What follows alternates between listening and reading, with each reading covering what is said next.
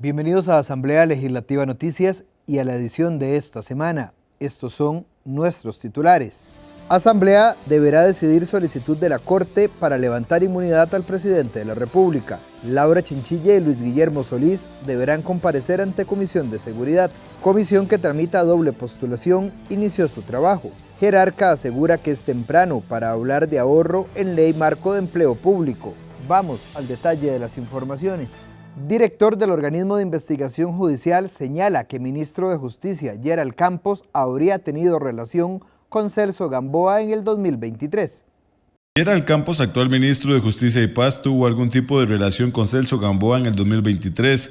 Así lo señaló el jerarca del OIJ, Randall Zúñiga, ante los diputados de la Comisión de Seguridad y Narcotráfico. La declaración la brindó ante la consulta del diputado Gilbert Jiménez. En algunas entrevistas ha señalado que hay un ministro que ha tenido relaciones con uno de los que acaba de señalar por acá, Celso Gamboa, así como un asesor de la presidencia, y que esas personas han tenido contacto o relación con Celso Gamboa. ¿Usted podría indicarnos quiénes son esas personas? Sí, muy bien, voy a explicarlo eso, vamos a ver. Y en esto también hay que contar, ¿verdad?, que yo lo que indiqué en su momento fue que hay una relación o contacto, no es que haya una relación criminal, ¿verdad? Eso es lo primero que hay que aclarar porque en ningún momento lo he indicado, en ningún momento lo he dicho. Y no podría decirlo evidentemente porque hay todo un tema del 295 que me impide, digamos, dar información más allá, digamos, de otra situación o otro tipo de información. Cuando yo dije que había un contacto, que había, digamos, una relación, esto lo puedo dar como evidencia una reunión que hubo el pasado 13 de marzo del año 2023 en Casa Presidencial. En ese momento había una reunión de parte de don Rodrigo Chávez Robles con el ministro de Justicia, don Gerald Campos, y también con los viceministros Exlén Sánchez y también el viceministro Juan Carlos Arias. La reunión era para ver un tema de inhibidores de señal en las prisiones de Costa Rica. Bueno, cuando termina la reunión, don Rodrigo Chávez, y esto lo digo, digamos, referenciado por los dos ex viceministros de Justicia, les pregunta directamente, ¿alguno de ustedes tiene relación o tiene comunicación con Celso Gamboa? Entonces, en ese caso, don Exlén Sánchez viene y dice que él, en algún momento, cuando él era fiscal o era magistrado, tenía relación. Una vez que se va para el campo privado, deja de tener relación con él. Y don Juan Carlos Arias, dice algo muy similar a esto, como tal. En el caso de don Gerald Campos, él le dice al presidente que él sí tiene relación y tiene contacto con don Celso Gamboa. Francisco Nicolás consultó si tienen información de ingresos a Casa Presidencial de empresarios relacionados con lavado de dinero. ¿Tienen noticia del ingreso a Casa Presidencial de empresarios relacionados con lavado de dinero y estructuras de delincuencia organizada tipo narcotráfico? No tengo información sobre eso. ¿Tiene información del ingreso de personas cercanas a don Celso Gamboa a Casa Presidencial? Tampoco tengo información sobre eso. ¿En algún momento en las líneas de investigación de ustedes, tras este señor alias Diablo, ustedes han cruzado con otros cuerpos policiales que andan detrás de esta persona?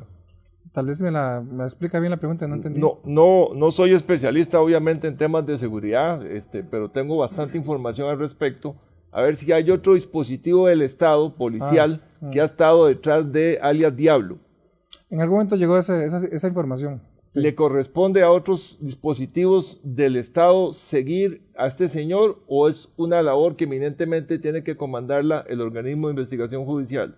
Es algo propio de OIJ. La legisladora Gloria Navas preguntó si las políticas del gobierno han buscado debilitar el tema de seguridad. ¿Usted estima que las políticas del gobierno han ido buscando o se han orientado hacia un debilitamiento en este tema tan importante de la seguridad que la población siente que está sufriendo? ¿Entiende usted que hay alguna circunstancia específica que conozca por experiencia de que se ha debilitado las políticas en esa línea o que ha habido ausencia de políticas? Yo lo que le podría decir a usted es de la parte que le corresponde a OIJ. Le puedo decir, digamos, que los puntos claves que hemos visto en las diferentes investigaciones que hemos realizado que hay que blindar son la parte de Bahía Draque, la parte de Golfito y la parte de Cabo Velas. Entonces, al no haber presencia en este momento en lo que es Bahía Draque, que es uno de los puntos principales, y así lo tenemos establecido en el reporte de situación que hizo OIJ en el año 2024, solicitarles a ustedes la la venia para poder tener personal de OIJ en ese lugar, o sea, poder tener el personal que se requiere para poder interceptar, digamos, los diferentes cargamentos que puedan venir. Priscila Vindas del Frente Amplio consultó sobre el nombre del asesor externo del presidente Chávez relacionado con Gamboa. En algunas de las informaciones que han circulado se ha hablado de un asesor externo del presidente. ¿Usted nos podría informar quién es esta persona? Sí, muy bien, vea, evidentemente cuando yo hablo que hay un asesor externo, el tema es que no hay una relación delictiva porque si no, no la podría indicar. Pero que tiene nexo que tiene una relación con Celso Gamboa. Exactamente, un vínculo o un nexo como el otro que di el ejemplo.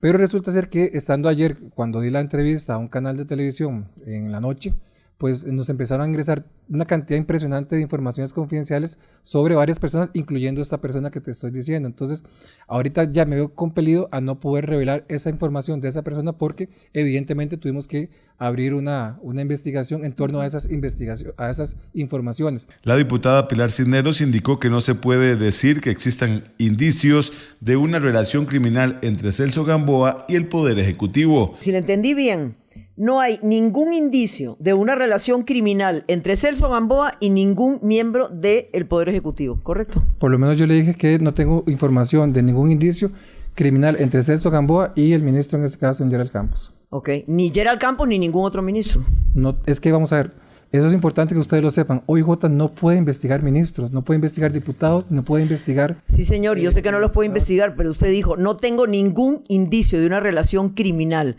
entre supuestamente la persona que usted va a revelar, que todos podemos suponer que era Gerald Campos, y Celso Gamboa, ¿correcto? No tengo indicios de actividad criminal. En cuanto al asesor externo, Zúñiga explicó que lo que existe es una relación de contacto, pero aún no puede revelar su nombre por estar en investigación. Implementación del sistema de planificación en la Caja Costarricense del Seguro Social preocupa a diputados.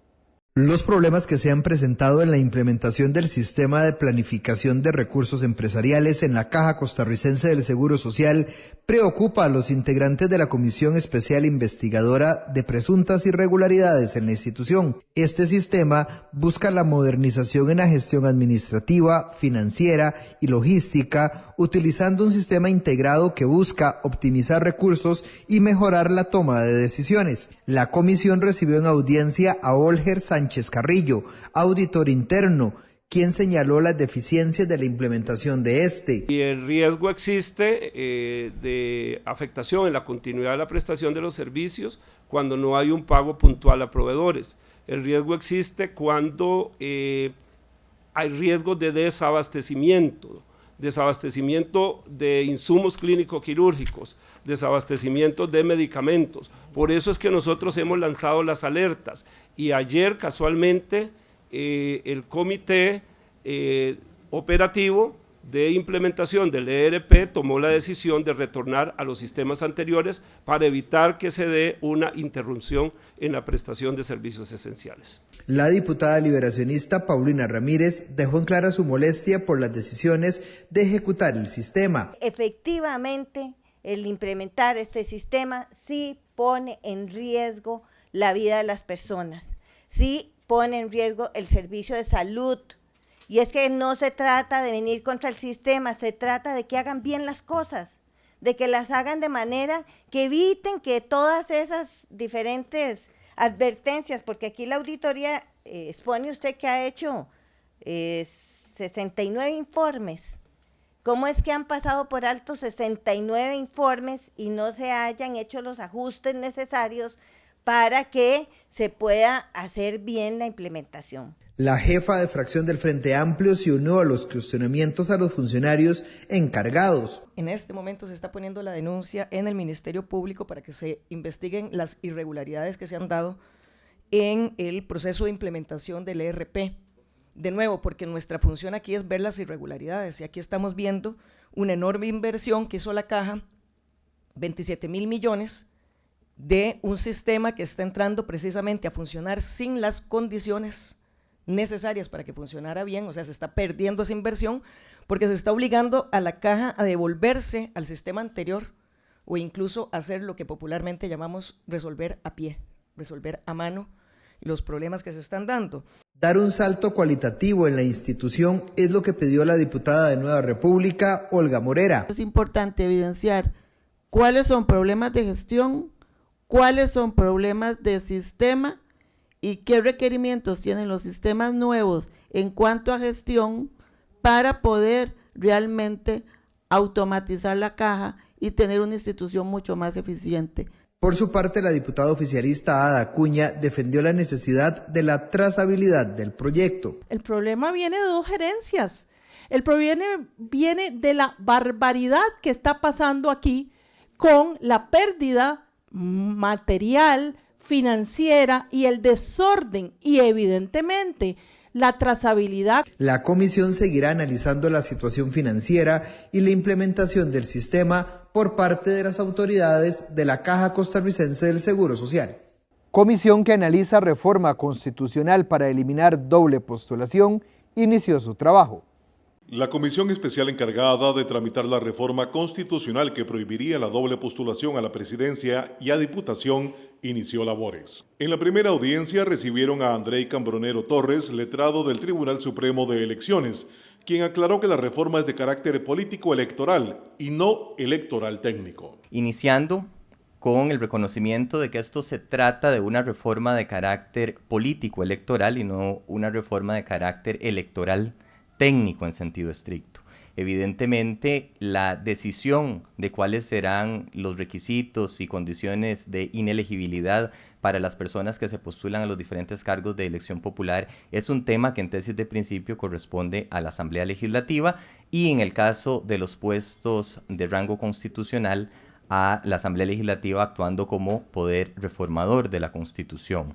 Rosalía Brown, de Nueva República, consultó si la reforma afectaría a los grupos políticos emergentes. ¿Considera usted que la doble postulación contribuye a una mayor inclusión y representación democrática, en especial pensando en los partidos políticos emergentes o minoritarios que enfrentan mayores barreras estructurales para acceder al poder? Eso, como le decía antes, señora diputada, es una valoración política que debe hacer este Parlamento. Lo que sí le puedo decir es que a través del tiempo lo que se ha observado es que el porcentaje de personas en doble postulación que finalmente resultan electas es bajo, ¿verdad? Por ejemplo, por cada una de las elecciones del año 1998 al 2022, solo una de las personas postuladas en doble cargo resultó electa, con excepción del 2014, donde resultaron electas 2 personas en doble postulación, y esta actual integración de la Asamblea Legislativa, donde resultaron electas 2 personas.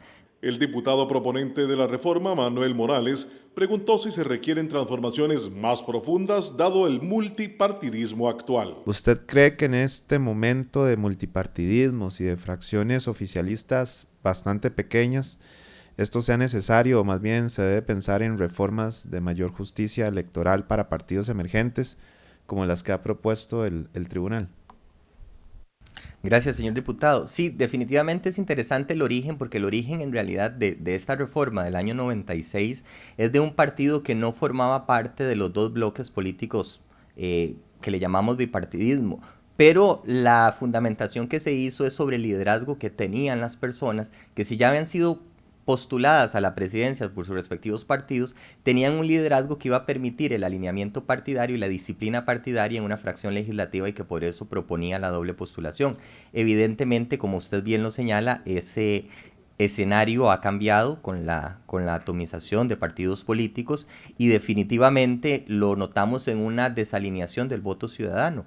¿Por qué? Porque si la alineación y la lealtad partidaria fuera directa o lineal, la proporción de diputados que tiene un partido sería directamente proporcional, valga la repetición, con los votos que tiene para la presidencia, y eso no está ocurriendo, ¿verdad? La comisión convocará en las siguientes sesiones a los magistrados del Tribunal Supremo de Elecciones y al Procurador General de la República para conocer sus posiciones al respecto. Además, acordaron sesionar de manera ordinaria los martes, 5 minutos después del plenario. Jerarca de Mideplan asegura que es temprano para hablar de ahorro en Ley Marco de Empleo Público. Marta Esquivel, ministra de Planificación, aseguró que es temprano para hablar de ahorro en la implementación de la Ley Marco de Empleo Público y todavía no se plantean cambios a esta legislación. La declaración la dio ante la consulta de la diputada Paulina Ramírez en el marco de su comparecencia en la Comisión de Asuntos Hacendarios. La Contraloría General de la República, en su informe de evaluación física y financiera de la ejecución presupuestaria del 2024 y en el informe de ejecución presupuestaria de ingresos y gastos del 2024, no se revela información sobre situaciones relacionadas con el cumplimiento de las disposiciones salariales de la Ley Marco de Empleo Público y su reglamento, ni el impacto de las diferencias salariales en el gasto, luego de 3 años de vigencia. Al no existir, ustedes me pueden contestar cómo evalúan en términos generales la implementación y cumplimiento de esta ley. Realmente eso no es uno de los indicadores que está en el Plan Nacional de Desarrollo, pero definitivamente sí tiene que ser un tema de preocupación, tanto del Poder Ejecutivo como del Estado costarricense. Nosotros lo que podemos darle es un informe y remitírselos a ustedes de... o sea, el ahorro es muy particular, ¿verdad? Porque incluso la ley de empleo, cuando hace el transitorio de la forma en que van a seguirse dando aumentos y que pone como tope el salario global, evidentemente lo que ya preveía era que el salario global iba a ser mayor al salario con sobresueldos y pluses y que por tanto tenía que hacerse de forma paulatina. Yo creo que hoy hablar de ahorros todavía es muy temprano para lo que preveía esa ley.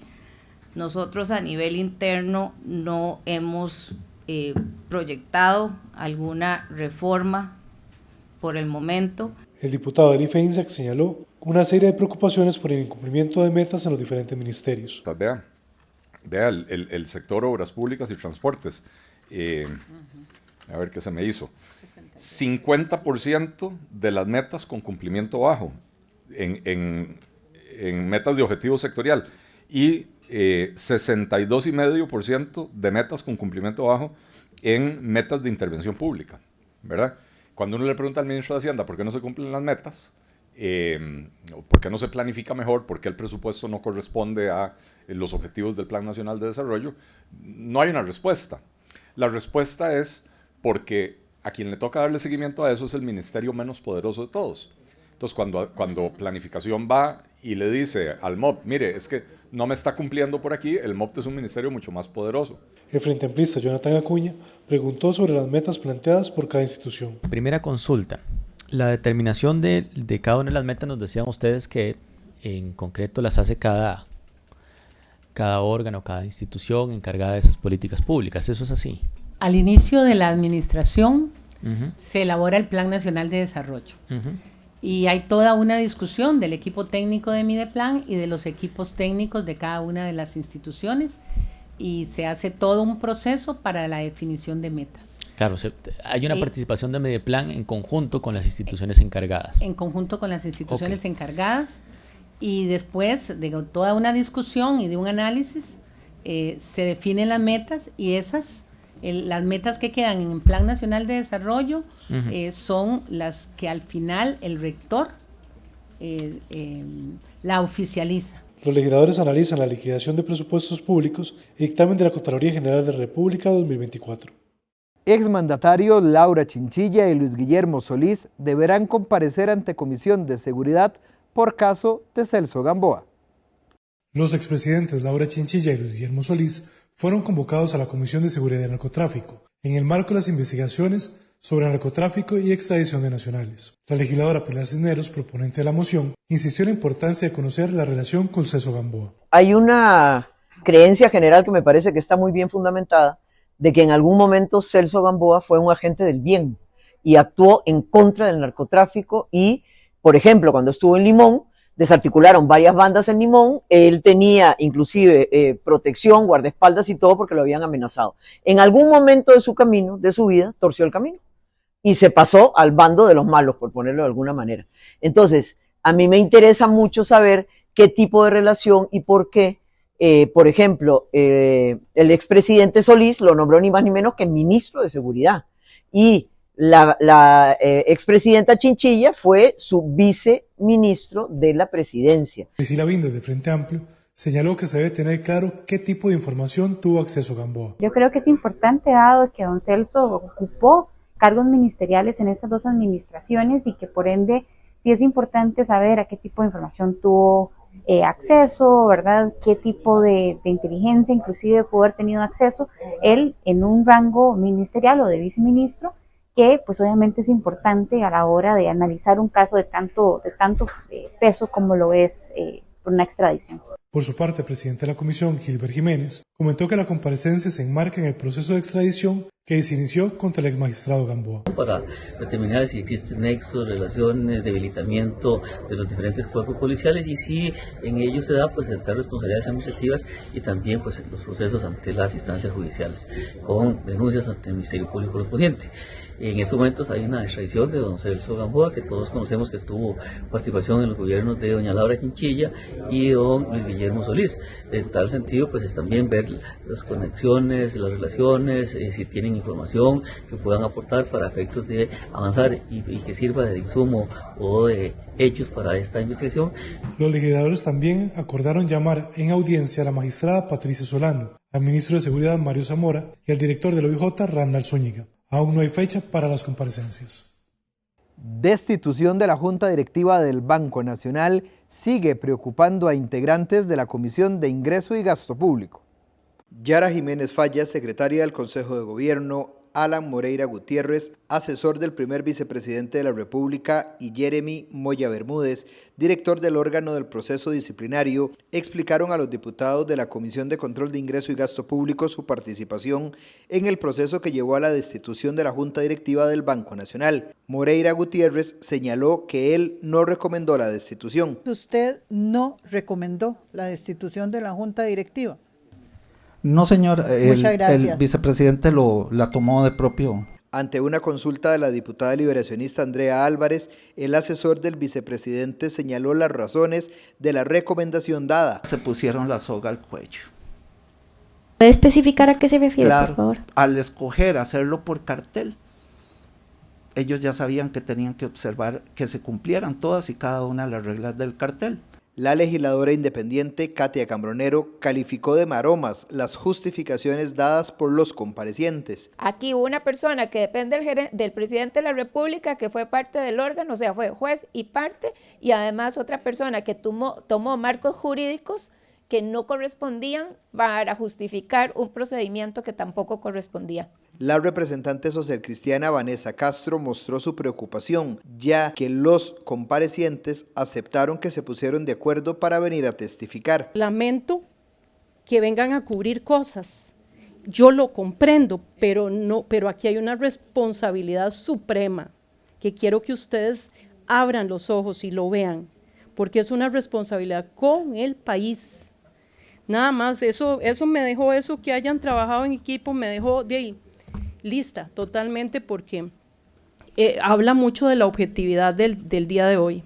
Los funcionarios deberán volver para continuar dando explicaciones a los diputados en el marco de la investigación sobre la injerencia y actuaciones del Poder Ejecutivo en contra de la institucionalidad y autonomía del Banco Nacional. Ante una pregunta de la diputada Alejandra Larios, la Superintendente General de Entidades Financieras, Rocío Aguilar Montoya, señaló en la Comisión de Control de Ingreso y Gasto Público su preocupación por el impacto de la destitución de la Junta Directiva del Banco Nacional. No deja de ser complejo que una Junta Directiva que está bien conformada, que incluso en su momento fue bien valorado el banco en ese campo, de la noche a la mañana, obviamente se le destituya, con la preocupación que a mí sí me genera un poco lo mismo que dice el artículo 24, que cuál es la condición de la Junta Directiva que hoy día está al frente y pues los potenciales riesgos en las decisiones que tome si el día de mañana pues una decisión como esa se revoca.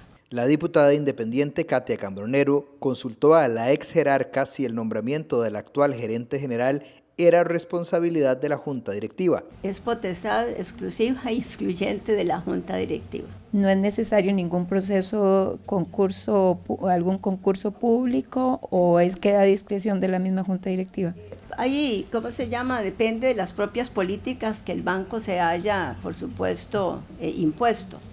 La legisladora Luz María Alpizar pidió el criterio de la ex representante de su jefe sobre los argumentos del vicepresidente Brunner para destituir a los miembros del banco por violar el principio de probidad en el nombramiento de la gerente general. La respuesta está clara, la misma superintendencia, el informe que emite la dirección jurídica es que el nombramiento fue, voy a leerlo textualmente, no se advierte quebranto al principio de transparencia ni a la objetividad de la contratación del referido puesto. No es mi opinión, es la opinión que ha sido hoy de conocimiento público de la propia superintendencia. Aguilar Montoya fue citada en el marco de la investigación sobre la injerencia y actuaciones del Poder Ejecutivo en contra de la institucionalidad y la autonomía de dicho banco. Tras su segunda comparecencia ante los diputados de la Comisión de Control de Ingreso y Gasto Público, la Superintendente General de Entidades Financieras,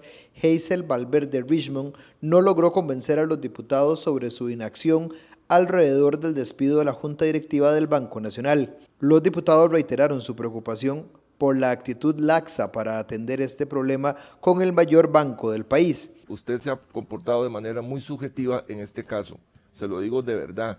O sea, sin tener mayor fundamento legal, usted dejó que pasara lo que sucedió a nivel de Brunner, que Brunner suplantara al Consejo de Gobierno, que usted le diera un primer informe indicando de que no hacía falta el criterio de su jefe y posteriormente le aclara que el nombramiento no de la gerente no era causal. Si a subjetividades hablamos, esa es una muy importante, usted las ha cometido, no yo. Que ustedes son los responsables de hacer que la norma se ejecute. Entonces usted con este criterio, y usted particularmente con este criterio, lo que está provocando es que la norma no se ejecute. El informe del vicepresidente Brunner también se fundamenta en ese artículo 25 y dice que es por violar la ley, por infringir el principio de probidad, etcétera. Pero el informe para demostrar o no que eso sucedió es posterior y además dice que no es así. No sé si estoy en lo correcto al respecto de que hay un traslape en cuanto a los tiempos en los que debió salir la información y que se está fundamentando en un artículo que pone unas causales que no se demuestran y entonces el acto administrativo está incorrecto. Usted está aquí dando cuentas sobre cuál ha sido la participación, cuál ha sido el cumplimiento de funciones de la SUGEP y usted como jerarca es la que está obligada a eso. Y aquí hay violaciones interesantes que podrían ser motivo de una investigación y yo si estuviera en los zapatos de la superintendenta para no tener que asumir ella las responsabilidades cuando todo esto se profundice, porque si no, ustedes asumen por omisión una gran responsabilidad y una violación al deber de probidad por no hacer, porque aquí es muy claro el objetivo que ustedes tienen. La comisión continuará con la investigación sobre la injerencia y las actuaciones del Poder Ejecutivo en contra de la institucionalidad y autonomía del Banco Nacional. Asamblea Legislativa deberá decidir solicitud de la Corte Suprema de Justicia para levantar inmunidad al presidente de la República por posible delito relacionado con manejo de fondos del Banco Centroamericano de Integración Económica para Casa Presidencial. La Asamblea Legislativa tendrá que analizar el levantamiento de la inmunidad contra el presidente de la República, Rodrigo Chávez Robles, y el actual ministro de Cultura, Jorge Rodríguez Vives. Esto tras la decisión de la Corte Suprema de Justicia de trasladar al Congreso dicha solicitud. La Fiscalía General de la República acusó a ambos funcionarios por un presunto delito de concusión relacionado con la contratación de servicios de comunicación para Casa Presidencial financiados con recursos del Banco Centroamericano de Integración Económica. Los diputados de oposición se comprometieron a realizar un análisis serio y responsable con el país. El levantamiento de la inmunidad no es por declararlo culpable, sino es apenas para iniciar un proceso judicial como corresponde, con un número de expediente, con un caso y también con el derecho a la defensa. Nos parece que eso es lo más apropiado y por lo que nosotros hemos conocido, lo que se conoció en la respectiva comisión respecto del caso de Choreco nos parece que sí hay elementos suficientes y que esto debería de investigarse a fondo. Las diputaciones no vamos a determinar la culpabilidad o no del delito que se le acusa, sino que se le pueda levantar el fuero o no para que él responda a la justicia por una causa judicial que tiene abierta. Nuestro deber es analizar el expediente que nos envía la Corte con detenimiento, con cautela y tomar nuestra propia decisión. Uno asume que cuando la Fiscalía solicita a la Corte el levantamiento de la inmunidad es porque hay elementos suficientes para hacerlo, y uno asume que si ya la Corte avaló esa solicitud es porque los magistrados están diciendo que ahí están los elementos. Creo que hay que esperar cuál va a ser la posición del señor Chávez, en el sentido de si él va a renunciar a la inmunidad o más bien va a esperar la decisión de la Asamblea Legislativa. Lo cierto es que para nosotros es una decisión no pequeña, es una decisión muy importante en la cual se requiere de mucho análisis y de hacerlo reposadamente para pues tomar la decisión correcta. Por primera vez en la historia de Costa Rica, el Poder Judicial le solicita a la Asamblea Legislativa el levantamiento de la inmunidad contra un presidente de la República. Esperaremos aquí en la Asamblea Legislativa que llegue el expediente para analizarlo y ver si procede o no el levantamiento de la inmunidad en este delito, que es uno de los 60 que se le imputan al señor presidente de la República. Por su parte, la jefe de fracción oficialista, Pilar Cisneros, calificó de ridícula la petición de la Corte. La decisión de la Corte Plena de pedirle a la Asamblea Legislativa que le levanten el fuero al presidente de la República no solo es insustancial, injusta, absurda, es ridícula, así como lo oyen. ¿Por qué? Porque el presidente Chávez no tuvo nada que ver en un contrato privado entre el BCIE y Cristian Bulgarelli, que iba a dar un servicio de comunicación. Nada.